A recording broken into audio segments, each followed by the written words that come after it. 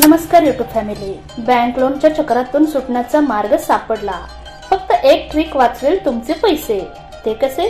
चला तर आजच्या या व्हिडिओद्वारे आपण ते जाणून घेणार आहोत। जर तुम्हाला रिअल इस्टेट मधील व्यवहारांबद्दल संपूर्ण माहिती हवी असेल तर आमच्या यूट्यूब चॅनलला सबस्क्राइब करा आणि नवनवीन व्हिडिओ अपडेट्स मिळवा।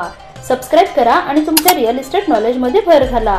आजकाल पगार इतका कमी की त्यात भागेना आणि त्यामुळे आपली स्वप्न आर्थिक नड अडीनडीच्या काळात लोन ही गरज असते। याचाच फायदा एजंट आणि बँक काही वेळा घेते। बँक आपल्याला लोन मधील बऱ्याच सिक्रेट गोष्टी सांगत नाही। त्याचा फायदा बँकेला होत असतो आणि पर्यायाने सर्वसामान्य व्यक्तीच्या खिशातून जास्त पैसे लोनवरील व्याज म्हणून जात राहतात।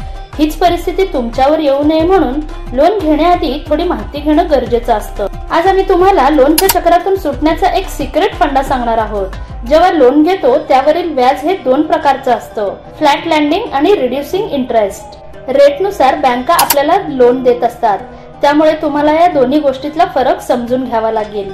बऱ्याच वेळा आर्थिक गरजांसाठी आपण बँकेकडे लोनसाठी अर्ज करतो। बँका आकर्षक ऑफर्स आणि व्याजदर दाखवून ग्राहकांना आकर्षित करतात, मात्र आपण याबाबत सखोल माहिती घेतली नाही तर आर्थिक नुकसान होण्याची शक्यता असते। जर तुम्हाला 20 लाखाचे लोन हवे असेल तर कोणती बँक किती व्याजदर देते याचा आधी अभ्यास करा।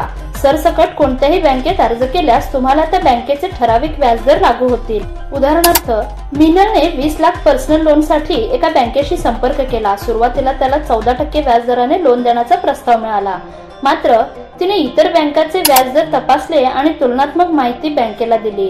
परिणामी त्याला 10% व्याजदराने लोन मिळाले। मिनलने लोन प्रक्रिया सुरू करताना व्याजदर फ्लॅट रेट आहे की रिड्युसिंग बॅलन्स याची चौकशी केली। त्यानुसार आपण कोणता निर्णय घ्यायचा हे दोघांमधील फरक पाहून ठरवले। फ्लॅट रेट मध्ये ईएमआय मध्ये व्याजाची रक्कम कायम समान राहते।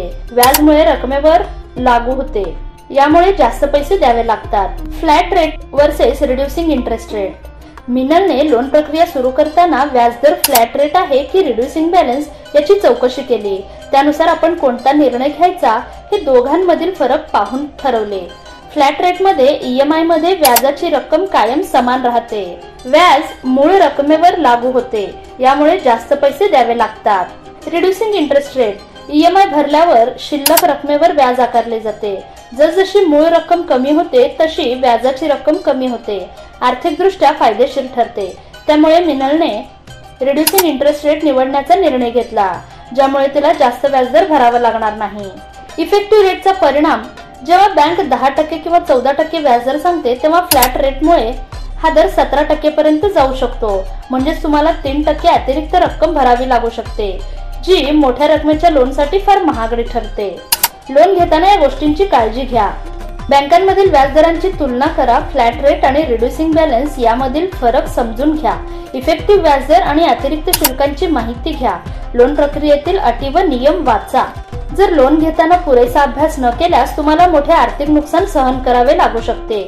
योग्य माहिती आणि काळजीपूर्वक निर्णय घेतल्यास तुम्ही अनावश्यक खर्च टाळून आर्थिक बचत करू शकता।